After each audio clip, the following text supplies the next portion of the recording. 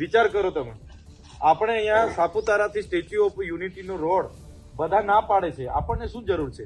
આપણે નાનો રોડ છે, એમાં આપણી પાસે એટલી ગામમાં 8-10 ગાડી હોય, ઇકો બીકો તો લઈને ફરીએ છે. આપણને કાંઈ 6 લેનની રોડની જરૂર છે? 30 મીટર સેન્ટરમાંથી આ બાજુ જમીન સંપાદન કરવાની, 30 મીટર આ બાજુ કરવાની. ત્રીજી વખત આપણે ઠરાવો નામંજૂર કર્યા છે. 1996 પૈસા એવું કહે છે કે નો લોકસભાનો વિધાનસભા સબસે ઊંચી ગ્રામ સભા, એ પાવર આપણને આપ્યા છે, છતાં લોકો માનતા નથી. સત્તામાં બેઠેલા લોકોને એ બધા રૂપિયાના પૂંજારી છે, પૈસાના પૂંજારી છે. એટલે એ લોકો એમના સ્ટાફનો ઉપયોગ, જે આપણા ટેક્સમાંથી જેને પગાર મળે છે, એ પોલીસનો ઉપયોગ કરીને, જંગલ ખાતાનો ઉપયોગ કરીને આ બધી જમીનો પર એ લોકોની નજર છે. અને ધીરે ધીરે ધીરે પ્રોજેક્ટના નામે બહારના લોકોને ઘુસાડવાના, આ લેવાના કારણે આજે આટલું બધું થાય છે. પાડલિયામાં, અંબાજીમાં કોઈ વિસ્તાર આજે આદિવાસી હોટ ટાર્ગેટ પર છે. એ ધરમપુરનો હોય, કપરાડાનો હોય, ડાંગનો હોય કે આપણા નર્મદાનો હોય. આજે આદિવાસીઓને કઈ રીતના એમની જમીનો પર છીનવી લેવાની આ દાનત આ લોકોની છે. તો આ પરિસ્થિતિ પાડલિયામાં તમે બધાએ જોયું હશે. આ તો જે બનાવ બન્યો એમાં તો આ લોકોએ એક ધારું મીડિયામાં ચલાવી દીધું કે આદિવાસીના સંવિધાનમાં નહીં માનનારા, સરકારમાં નહીં માનનારા સંગઠનના લોકોએ, એસી ભારત સંગઠનના લોકોએ ધારિયા, પાલિયા, તીરકામઠા, ભાલાથી હુમલો કરી દીધો. 47 પોલીસ વાળા ઘાયલ ને આમ. બીજા દિવસે તો આખું અંબાજીમાં 3 જિલ્લાની પોલીસ બોલાવી લીધેલી આ લોકોએ. સાબરકાંઠા, બનાસકાંઠા, નરવલ્લી, 3 જિલ્લાની પોલીસ અને એ ગામને કોમ્બિંગ કરવાનું. આખા આદિવાસીઓને જે મેન હોય ને એને ટાર્ગેટ કરીને જે વિડીયોમાં હતા એમને બધાને ઉચકી લાવીને મારવાના, વરઘોડા કાઢવાના, એવી બધી ફિરાકમાં હતા લોકો.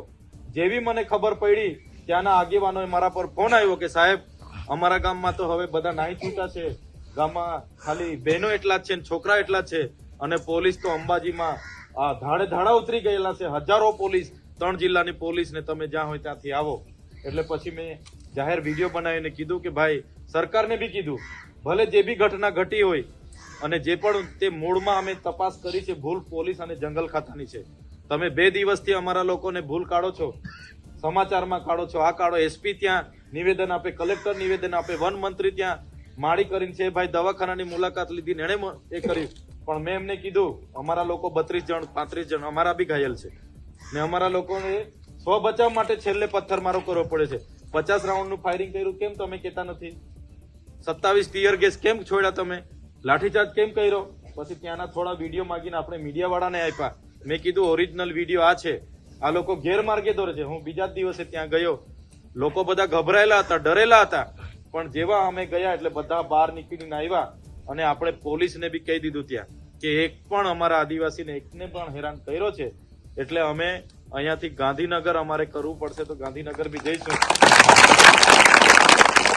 ત્યારે આજે ત્યાં અટકેલું છે. એ તો કરશે, હજુ કરશે લોકો, પણ આજે અટકેલું છે. અમે ચીમકી આપીને આવ્યા છે ત્યારે અટકેલું છે. એટલે મારો કહેવાનો મતલબ કે આમાં માત્ર જંગલ ખાતું નથી, સરકારનો પણ ઈરાદો એવો છે. હવે જમીનો બચી નથી, આપણા પાસે જ આ જમીનો છે. સિટીમાં એ લોકો બધા બંગલાઓમાં ત્યાં રહી રહીને હવા પ્રદૂષણ છે, ઘોંઘાટ છે, ભીડ છે, આ છે તે છે. એટલે હવે એ લોકોને આ બાજુ નીકળવું છે. જે લોકો પૈસાદાર લોકો છે ને એ લોકોને આ વિસ્તારોમાં હવે ઘૂસવું છે. એટલે ઉદ્યોગપતિઓ આ વિસ્તારોમાં આવે. હવે તમે વિચાર કરો, અનુસૂચિ 5 લાગે છે. માલસામોટમાં ગયા વર્ષે મંત્રી આવ્યા, એક પેડ માકે નામ નો કાર્યક્રમ અંતર 400 કરોડ રૂપિયા મંજૂર કર્યા હતા એ લોકોએ.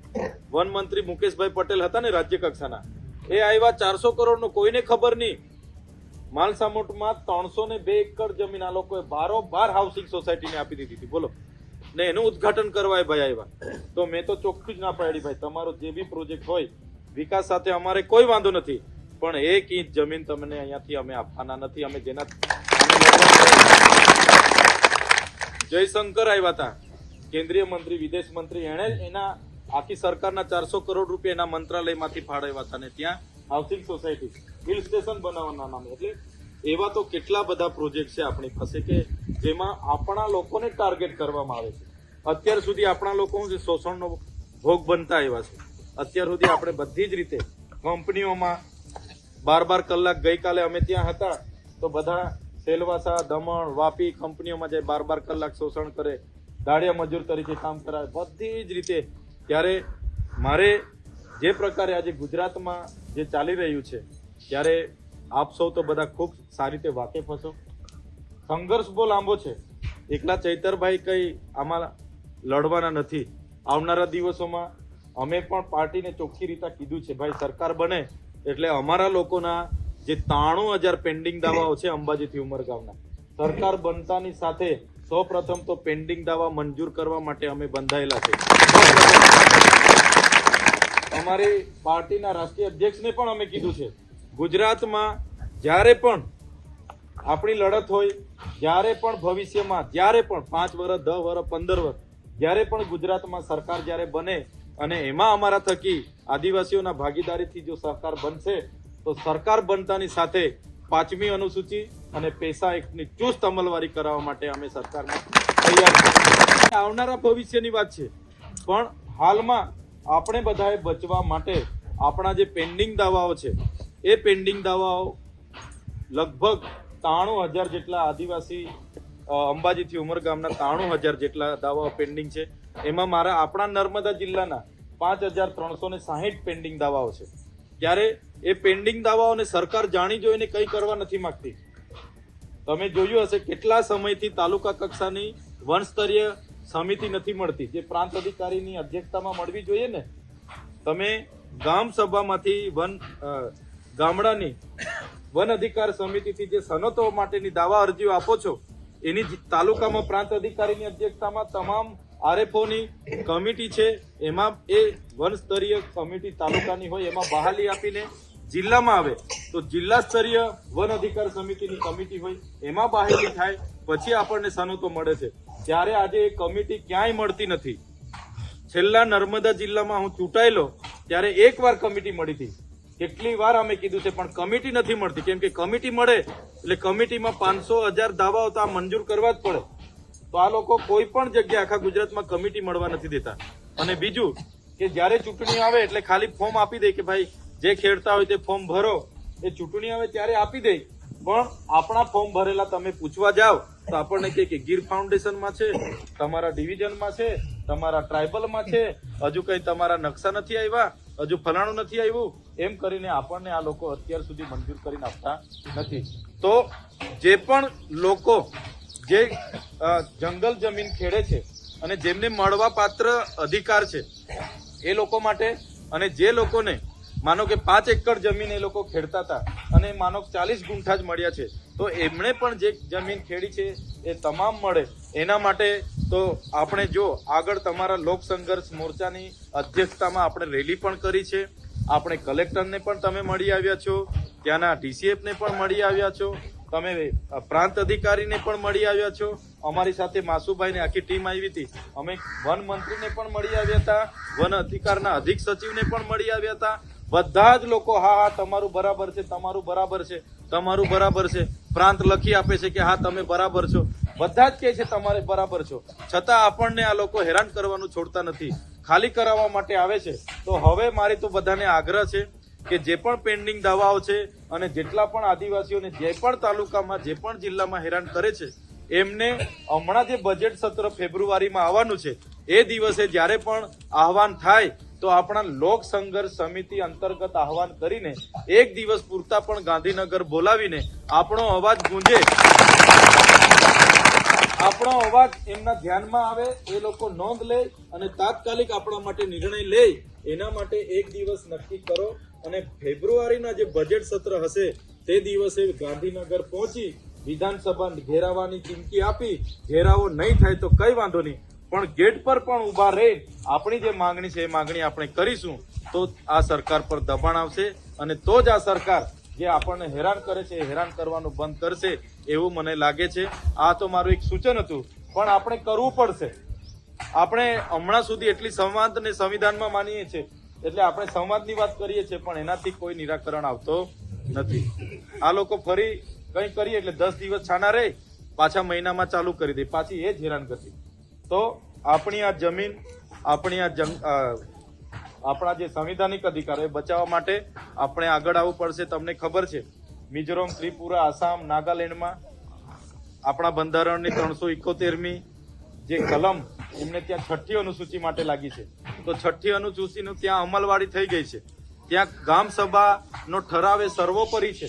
તમે ઝારખંડમાં ગયા બુધવારે જ હેમંત સોરેનની સરકારે કેબિનેટમાં પૈસા એક્ટ લાગુ કર્યો અને એ લોકોએ ગામ સભાના ઠરાવો ગામ સભા જ નક્કી કરે. કોઈ ગાંધીનગરથી એજન્ડા અહીંયા મોકલાવે એ ના ચાલે ભાઈ. હમણાં તો ગામ સભામાં ગાંધીનગરથી એજન્ડા આવે છે કે ભાઈ આને સ્વચ્છ મિશનમાં આ કરો તે કરો, પણ ગામમાં શું જોઈએ છે? રૂઢિગત ગ્રામ સભા મુજબ ગામના જ એજન્ડા ગામમાંથી ગાંધીનગર જવા જોઈએ.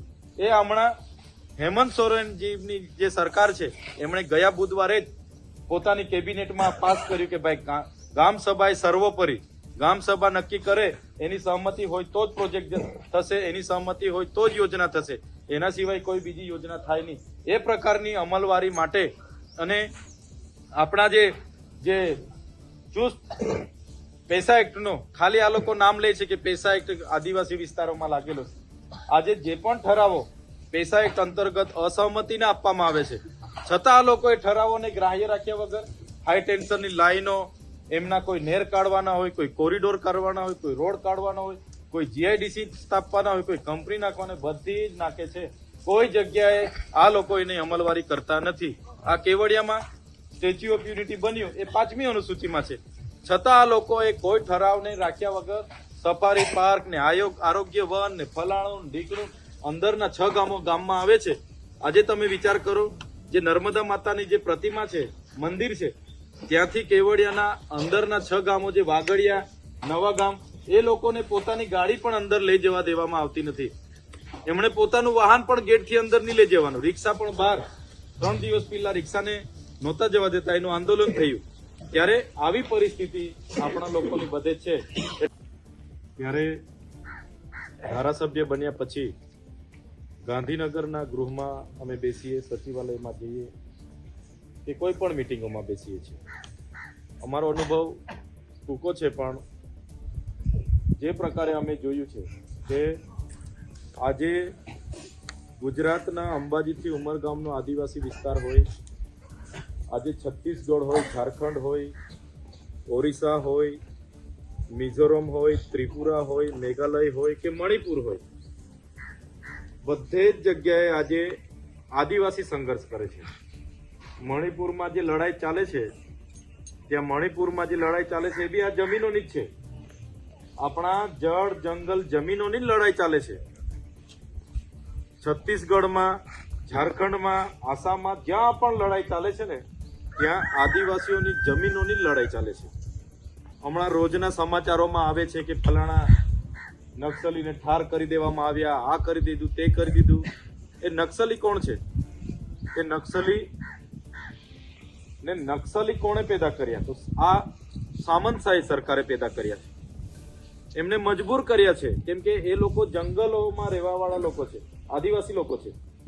એમને ત્યાંના જંગલોમાંથી બહાર કાઢવા અને ઉદ્યોગપતિઓને તે જંગલોની જમીનો આપવા, તેમાંથી નીકળતા ખનીજો કઢાવવા માટે અદાણી, અંબાણી જેવા મોટા ઉદ્યોગપતિઓને આપવાનું જ્યારે સરકાર બારોબાર મંજૂર કરી દે છે, કોઈની સંમતિ નહીં, કોઈની, અને બારોબાર મંજૂર કરીને નવા નવા પ્રોજેક્ટોમાં જમીનો આપે છે, વિસ્થાપિત કરે છે, ત્યારે પોતાના સ્વામાન માટે, પોતાના સમાજ, પોતાની સંસ્કૃતિ, પોતાની પ્રકૃતિ માટે લડનારા લોકો હથિયાર ઉઠાવે છે. ત્યારે સરકાર એમને નક્સલીનો સિમ્બોલ મારીને એમના પર આ પ્રકારના એમને ઇનામો જાહેર કરે ને એમને પછી જાહેરમાં એને એન્કાઉન્ટર કરે, મારી નાખે. જે પેપરમાં આજે તમે આખા દેશની જેટલી પણ પોલીસ અને આર્મી છે, એમાંથી અડધી પોલીસ ને અડધી આર્મી તો દરેક રાજ્યના આદિવાસીઓ સામે મૂકી છે. જે આર્મીનું કામ બોર્ડર પર રક્ષા કરવાનું છે, તે આર્મીનો ઉપયોગ સરકાર એમના ઉદ્યોગપતિઓને જમીનો આપવા માટે, આદિવાસીઓના ગામડા ખાલી કરાવવા માટે, જંગલો ખાલી કરવા માટે ઉપયોગ કરે છે. આજે હસદેવનું જંગલ હતું, આપણા જેવું જ જંગલ, ત્યાં એક ધારું જંગલ, એટલે ત્યાંના આદિવાસીઓને એવું હતું કે આટલું બધું જંગલ છે. ત્યાંના લોકો જે સરકારના નેતાઓ હતા કે અમે બેઠા છે, અમારી સરકાર આવું ના કરે, આવું ના કરે. હસદેવનું જંગલ એકથી ધડાકે ખલાસ. લાખો હેક્ટર જમીન અદાણીને માઇનિંગ માટે આપી દીધી. આજે હૈદરાબાદનું જંગલ હતું, કેટલા વન્ય પ્રાણીઓ, કેટલા લોકો, બધું ખલાસ. આજે આપણા જ ગુજરાતમાં જોયું ને, પાડલિયામાં આગળ વાત કરી પાડલિયા એ અંબાજીથી 10 થી 12 કિલોમીટર ગામ છે. ગયા વર્ષે પણ ત્યાં બેડાપાણી એક ગામ છે, ત્યાં બેડાપાણીમાં 32 જેટલા ઝૂંપડા તોડી નાખ્યા હતા. એ લોકોને ગામમાંથી જંગલ ખાતાવાળાએ ઝૂંપડા સળગાવી મારી ખોટી FIR કરી અને એ લોકોને ત્યાંથી બહાર કાઢી દીધા હતા. એ લોકો મને ગાંધીનગર આવી બહેનો, નાના નાના છોકરાઓ બધા મળવા આવ્યા હતા. હું ત્યાં ગયેલો ગઈ વખતે. પોસીનામાં પણ આવું કર્યું, ત્યાં બાજુમાં પોસીના છે. તો એ કરતા કરતા પાડલિયાનો વારો હતો આ વખતે. એટલે પાડલિયામાં પ્લાન્ટેશન કરવાના નામે હમણાં ડિસેમ્બરમાં તમને ખબર છે કે 13 તારીખે એ લોકો ગયા. સવારે 13 તારીખે 10 વાગે વનકર્મીઓ ત્યાં આખી પોલીસની પૂરી એસ્કોર્ટ લઈને ગયા, પૂર્વ પ્લાનિંગ સાથે. કેમ કે પોલીસ બધી હેલ્મેટ પહેરીને, દંડા લઈને, ફલાણું લઈને, ટીયર ગેસના સામાન લઈને ત્યાં ગયા. આપણા આદિવાસી સમાજના લોકો આવા આગેવાનો બેઠા હતા, શાંતિથી કહેતા હતા કે સાહેબ, અહીંયા અમારી પેઢી દર પેઢીથી આ ગામ છે, અમારા રાજ્યથી નથી, ને આ જમીન અમને સનતોમાં મળેલી છે. વન અધિકાર અધિનિયમ 2006 અંતર્ગત બી મળી છે અને 1998 ના અધિનિયમ મુજબ બી એ લોકો 1980 નો અધિનિયમ પહેલા બન્યો, એ અધિનિયમ મુજબ બી એ લોકો પર પુરાવા છે. ત્યારે પણ થોડાક લોકોને ત્યાં જમીનો મળી છે. છતાં જે કૂવામાંથી પાણી પીતા હતા એ કૂવો બંધ કરી દીધો, એને પુરાણ કરી દીધું. એ કૂવામાં જે બેન હતા એ બેનના પતિ પણ એ કૂવો ખોદતા ખોદતા એક્સપાયર થઈ ગયેલા. ત્યારે પ્લાન્ટેશનના નામે બેનનું ઘર તોડી નાખ્યું, બીજા ઘરોની ચાલુઆત કરી હતી અને તેમાં આપણા આગેવાનો બોલવા ગયા. એમને પકડીને બળજબરીપૂર્વક પોલીસ લઈ જતી હતી અને એને છોડાવવા માટે કેટલાક લોકો ગામવાળા આગળ પડ્યા. એટલે પછી દોડી દોડીને લાઠીચાર્જ કર્યો. પૂર્વ તૈયારી હાથે એટલી પોલીસ આવેલી, લાઠીચાર્જ ચાલુ કર્યો. પછી તમે વિચાર કરો, લાઠીચાર્જ ક્યારે પરવાનગી મળે કે ભાઈ કોઈ સરકારી પ્રોપર્ટીને, કલેક્ટરની કચેરી હોય, SP ની કચેરી હોય, એમને કોઈ નુકસાન, એમને ભીતિ સેવાય કે ભાઈ આ સરકારી કચેરીને, દફતરોને નુકસાન કરશે ત્યારે લાઠીચાર્જનું પરવાનગી મળે છે. જંગલમાં તો એવી શું નુકસાની હશે કે જંગલમાં લાઠીચાર્જ કરવો પડ્યો લોકોને. પછી 27 જેટલા તો ટીયર ગેસના સેલ છોડ્યા. એટલે આપણા લોકો તો પેલા ચોફેર ડુંગરા હતા, એટલે અફરાતફરીમાં દોડા દોડીમાં બહેનો ભાઈઓ આમ દોડે તેમ દોડે એમ કરતા કરતા 50 રાઉન્ડ ફાયરિંગ કર્યું એ લોકોએ. એ તો સદનસીબી આપણા લોકોને ગોળી કોઈને વાગી નહીં, 50 રાઉન્ડનું ફાયરિંગ કર્યું હતું. જીવતા અમે ગયા ત્યારે જીવતા કારતૂસ ત્યાંથી બધા મળેલા. તો આટલો બધો પાવર એ જંગલ ખાતાને કોણ આપે? તો એમના ઉદ્યોગપતિના નેતાઓ, ઉદ્યોગપતિના લોકો નેતાઓને આગળ કરે, નેતાઓ આવા DCF ને SP ને દબાણ કરે અને પછી આ જમીનો ખાલી કરાવે છે. એટલે ગઈકાલે અમે નાના પુંડા હતા, નાના પુંડાના લોકોને સનતો મળી છે તો બી ત્યાં કંપની મંજૂર કરી દીધી છે. તો તમને બધાને આગ્રહ છે, લોક સંઘર્ષ મોરચા અંતર્ગત હવે થોડી એક્ટિવિટી આપણે વધારવાની છે. આપણા મગનભાઈ, અમરસિંહભાઈ, માસુભાઈ, એમણે ખૂબ હમણાં સુધી આ વિસ્તારમાં લોક સંઘર્ષ મોરચાને મજબૂત કર્યો છે, પણ હમણાં યુવાનોએ પણ આ લોક સંઘર્ષ મોરચાને મજબૂત કરવો પડશે. મહારાષ્ટ્ર હોય, મધ્યપ્રદેશ હોય કે ગુજરાત હોય, આપણે એ સંગઠનના એને હવે વિસ્તૃત કરવાના. આપણા જયેશભાઈ આજે આપણી વચ્ચે નથી રહ્યા, આજે વિક્રમભાઈ, નરેશભાઈના ફાધર પણ આપણી વચ્ચે નથી રહ્યા. એમનું ખૂબ મોટું યોગદાન છે. અમે તો ત્યારે અમારા મહેશભાઈ ધારાસભ્ય હતા ત્યારે જયેશભાઈના ઘરે અમે કાયમ આવતા હતા. એટલે કહેવાનો મતલબ કે અમે કોઈ સંગઠન ઊભું કરીએ અને જંગલ જમીનની વાત કરીએ તો આ લોકો અમને રાજકીય પ્રવૃત્તિમાં ખપાવી દે કે ભાઈ આ તો રાજકીય રીતે આ લોકો કરે. પણ તમારા બેનર હેઠળ થાય તો અમે તો તમારી સાથે જ છે. જ્યાં પણ લોકોને આહવાન કરવાનું હશે, કોઈ પણ કાર્યક્રમ કરવાનો હશે, અમારી ટીમ તમારી સાથે જ છે, આગળ છે. અને એ આદિવાસી માટે હર હંમેશ અમે આગળ રહીશું. પણ એક લોક સંઘર્ષ મોરચો જે આપણો જે સમિતિ છે એને એક સારું મોટું પ્લેટફોર્મ તમે આપો અને એને ગાંધીનગર લેવલે પણ વિધાનસભાના સત્ર દરમિયાન એના બેનર હેઠળ આખા ગુજરાતના, એવું નહીં કે આપણા 2 જિલ્લાના, સુરતના કે તાપીના કે નર્મદાના, એટલા નહીં, આખા ગુજરાતના લોકોને આહવાન કરીશું. અને આખા લોકો માટે આપણે ત્યાં જઈએ છીએ ત્યારે એમના અધિકારોની વાત હશે તો બધા જ લોકો ગાંધીનગર આવશે. પણ એક ગાંધીનગર લેવલનો આ બજેટ સત્રમાં એક કાર્યક્રમ આપણો બનવો જોઈએ અને પૂરી તાકાતથી આપણે કઈ ત્યાં કોઈ સાથે લડવા માટે નથી જવાનું, પણ આપણી એકતા બતાવવા માટે જવાનું છે. ભાઈ આ અમારી માંગણી છે અને આ માંગણી સંતોષાય એટલે અમે અહીંથી જવાના.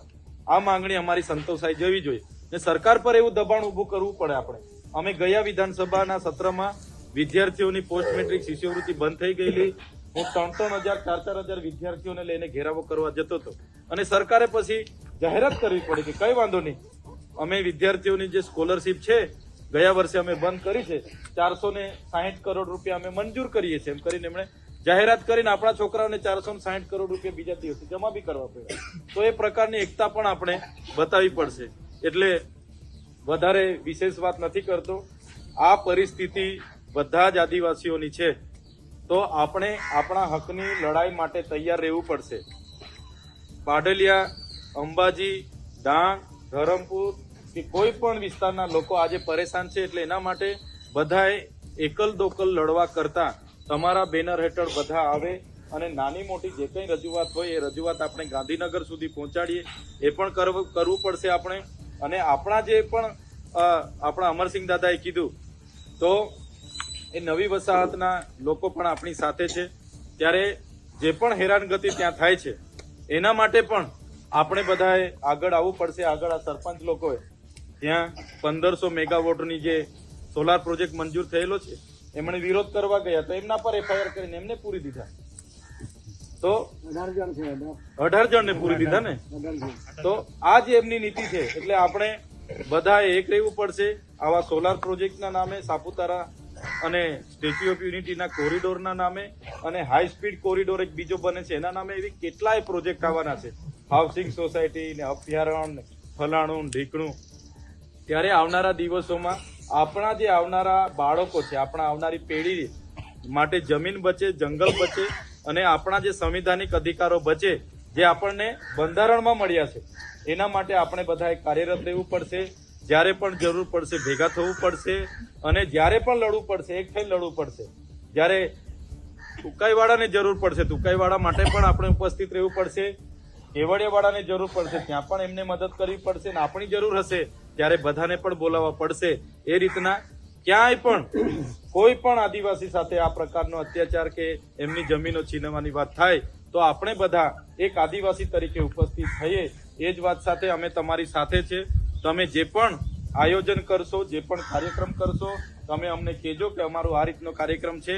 પ્રાંતને મળવા જવાની વાત હશે, કલેક્ટરને મળવા જવાની વાત હશે, કે કોઈ પણ ગાંધીનગર લેવલની રજૂઆત હશે, અમે અમારી આખી ટીમ તમારી સાથે છે.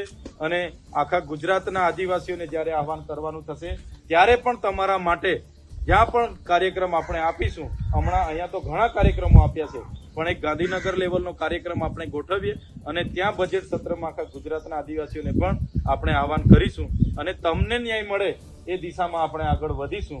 એ જ વાત સાથે બધા આજે દૂર દૂરથી અહીંયા આવ્યા છો, આજના શ્રદ્ધાંજલિ કાર્યક્રમમાં પણ આપ ઉપસ્થિત થયા, અને સાથે સાથે આપણે બધાને મળવાનું આજે એક અવસર પ્રાપ્ત થયો છે. ત્યારે તમામ વડીલો, તમામ યુવાનો, માતા બહેનો આપ સૌને મળીને અમારી હિંમત વધે છે,